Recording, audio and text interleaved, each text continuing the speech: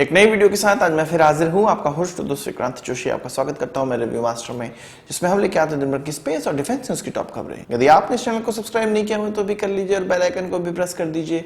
यदि आप मुझे ट्विटर पर फॉलो करना चाहते हैं, लिंक डिस्क्रिप्शन में मिल जाएगा और स्क्रीन पर भी मिल जाएगा। अपनी सबसे पहली खबर की बात करेंगे तो वो इसरो की तरफ से निकलकर सामने आ रही है। लगभग 11 महीनों के बाद अब जाके इसरो का लॉन्च हुआ है, और वो भी 11 महीने इसलिए मैं कह रहा हूं कि जनवरी में जब लॉन्च हुआ था इसरो का सैटेलाइट का, जब लॉन्च किया गया था, जीसैट का लॉन्च किया गया था, तब ये फ्रेंच गुआना से और एरियन स्पेस की रॉकेट से लॉन्च किया गया था। इसरो के द्वारा जो ये लॉन्च, इस साल का पहला लॉन्च इसको माना जा सकता है। इसमें EOS-1 सैटेलाइट को लॉन्च किया गया है। EOS यानी कि अर्थ ऑब्जर्वेशन सैटेलाइट। इससे पहले भी अर्थ ऑब्जर्वेशन सैटेलाइट्स लॉन्च की गई थी, पर उनका नाम EOS नहीं रखा गया था। अब इसरो ने इस नई सीरीज को चालू किया है जिसको EOS नाम दिया गया है। इससे पहले जितनी भी सैटेलाइटें लॉन्च होती थी, उनका जो काम होता था उसके हिसाब से उसके नाम रखे जाते थे। जैसे कि एमीसेट को ले लें या कार्टोसेट को ले लें या रिसोर्स सेट को ले लें, इत्यादि सैटेलाइट्स। ये जो EOS-1 सैटेलाइट है वो RISAT-2B, इसके अलावा RISAT-2B-R1 और RISAT-2B-R2 जो लॉन्च होना था उसका नाम चेंज करके EOS-1 सैटेलाइट रख दिया गया था। ये अपने जो ये दो कजन सैटेलाइट हैं जिनका नाम मैंने बताया, उनके साथ मिलके ऐसी पिक्चर्स भारत भेजेगी, भारत के पास भेजेगी। RISAT का फुल फॉर्म है रडार इमेजिंग सैटेलाइट। इस इमेजिंग सैटेलाइट में इलेक्ट्रोमैग्नेटिक किरणों का इस्तेमाल किया जाता है। इसमें सिंपली इमेज नहीं ली जाती, इलेक्ट्रोमैग्नेटिक किरणों का इस्तेमाल किया जाता है, जिससे कि यदि फॉग है, क्लाउड लगे हुए हैं, कोई अवरोध है, फिर भी आसानी से पृथ्वी के किसी स्थान की अच्छी तस्वीर ली जा सकती है। तो इसी कारण इसको लॉन्च किया जा रहा है, इसकी सीरीज के सैटेलाइटों को लॉन्च किया जा रहा है। यस, जो लॉन्च हुआ वो 3:12 पर हुआ। 10 मिनट इसमें डिले हुआ और इस कारण से कि मौसम अच्छा नहीं था, इसके अलावा डिब्री आ गया था। डिब्री आप समझ सकते हैं कि स्पेस में वो कचरा है जो कि हमारे स्पेस लॉन्चेस से फैल रहा है। ये जो रॉकेट था वो PSLV C-49 था और ये PSLV की 51वीं उड़ान थी। 9 इसमें विदेशी सैटेलाइट भी लॉन्च किए गए हैं, पर इसका जो प्राइमरी सैटेलाइट था वो EOS-1 ही था, जो कि भारत की सैटेलाइट थी। बात करते हैं पाकिस्तान की और पाकिस्तान के फॉरेन ऑफिस की। फॉरेन मिनिस्ट्री का जो ऑफिस है उसकी तरफ से एक वक्तव्य निकलकर सामने आया है। उनका यह कहना है कि भारत की आर्मी रेडिकलाइज हो गई है। उनका यह कहना है कि भारत की आर्मी RSS और BJP का जो एक कोर मुद्दा है हिंदुत्व का और अखंड भारत का, उसको लेकर चल रही है। रेडिकलाइज होना, हिंदुत्व का मुद्दा होना, इसके बारे में तो हम नहीं जानते। हाँ, आर्मी अगर अखंड भारत का मोटिव लेके चल रही है तो ये बहुत अच्छी बात है। पाकिस्तान ने ये चीज इसलिए कही है क्योंकि हमारे CDS chief of defence staff general Vipin Rawat ने कल के एक वेबिनार में कहा था कि जो पाकिस्तान और चीन दोनों का कोलिजन चल रहा है, दोनों का जो सांठगांठ चल रही है, वह भारत के लिए हमेशा से एक डेंजर बना हुआ है, ओमनी प्रेजेंट डेंजर है। इसका मतलब हर जगह वो डेंजर बना हुआ है, आसपास हमारे डेंजर बना हुआ है। उनके इस स्पीच को या उनके इस भाषण को या उनके इस बात को पाकिस्तान एक तरह से थ्रेट के तौर पे देख रहा है, और उनका यह कहना है कि इस प्रकार की जो बयानबाजी हो रही है वो सही नहीं है, रीजनल पीस के लिए सही नहीं है।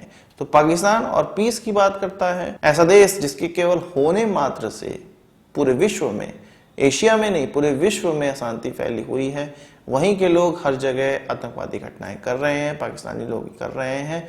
तो ऐसा देश जब भारत को भाषण देता है तो बड़ा अजीब सा लगता है, पर अगर अखंड भारत की बात करते हैं और उनको हमारे चीफ ऑफ डिफेंस स्टाफ के एक किसी भाषण से मिर्ची लग जाती है या डर लगने लगता है, तो ये डर बहुत अच्छा है।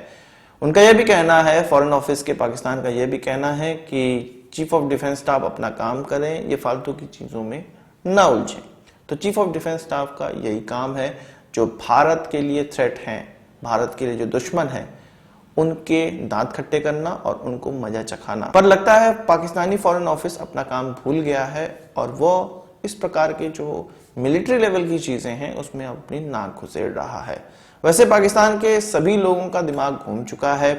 नवाज शरीफ जो कि 3 बार के उनके प्रधानमंत्री रह चुके हैं, उनका पुराना जो बयान आया था कि 2018 में इलेक्शन रिग किया गया था, आर्मी के द्वारा किया गया था, बाजवा के द्वारा किया गया था, आईएसआई के द्वारा किया गया था, ये लोग आप लोग तो जानते ही होंगे, जिससे कि इमरान खान काफी बौखला गया था। इमरान खान का अब ये कहना है कि नवाज शरीफ बाहर बैठा हुआ एक ऐसा गीदड़ है जो कि अब बोल रहा है और आर्मी के खिलाफ बोल रहा है, और वो ये चाहता है कि आर्मी में बगावत हो जाए। पाकिस्तानी आर्मी में बगावत पहले से ही है, केवल एक मौके का इंतजार रहता है। कोई आर्मी चीफ किसी को नेता बना देता है, किसी को प्रधानमंत्री बना देता है, और कोई दूसरा आर्मी चीफ फिर किसी दूसरे को बागडोर दे देता है। तो ये पाकिस्तान में चलता आता है, ये कोई नई बात नहीं है। वही बात करते हैं एयरबस के A330, एक मल्टी रोल एयरक्राफ्ट है जिसका टैंकर की तरह और ट्रांसपोर्ट एयरक्राफ्ट की तरह दोनों ही मिशंस में इस्तेमाल किया जाता है, मिलिट्री के द्वारा इस्तेमाल किया जाता है और बहुत से देश इसका इस्तेमाल करते हैं। भारत की एक डिफेंस प्रोक्योरमेंट पॉलिसी आई हुई थी जिसमें कि लीज पर इस प्रकार के टैंकर एयरक्राफ्ट, ट्रांसपोर्ट एयरक्राफ्ट लिए जा सकते हैं। तो अब ये कहा जा रहा है कि 6 इस प्रकार के एयरक्राफ्ट पर बात चल रही है। एयरबस इंडियन एयरफोर्स से बात कर रही है और इंडियन एयरफोर्स इनको लीज पर ले सकता है। ये 2 तरह की लीज पर प्राप्त होते हैं, ड्राई लीज और वेट लीज। ड्राई लीज में जो ऑपरेटर है वह अपने पायलट और क्रू लगाता है, जबकि वेट लीज में जो प्रोवाइडर है जैसे कि एयरबस वह अपने क्रू और अपने लोग लगाएगा इस एयरक्राफ्ट को मेंटेन करने के लिए। ये जो लीज है वो 2 साल से 7 साल के बीच तक की हो सकती है या इससे भी ज्यादा समय के लिए हो सकती है। आपको पता है कि मालाबार एक्सरसाइज हो रही है जो कि क्वाड की एक नेवल एक्सरसाइज है। इसमें भारत और अमेरिका बढ़ चढ़कर भाग लेते हैं।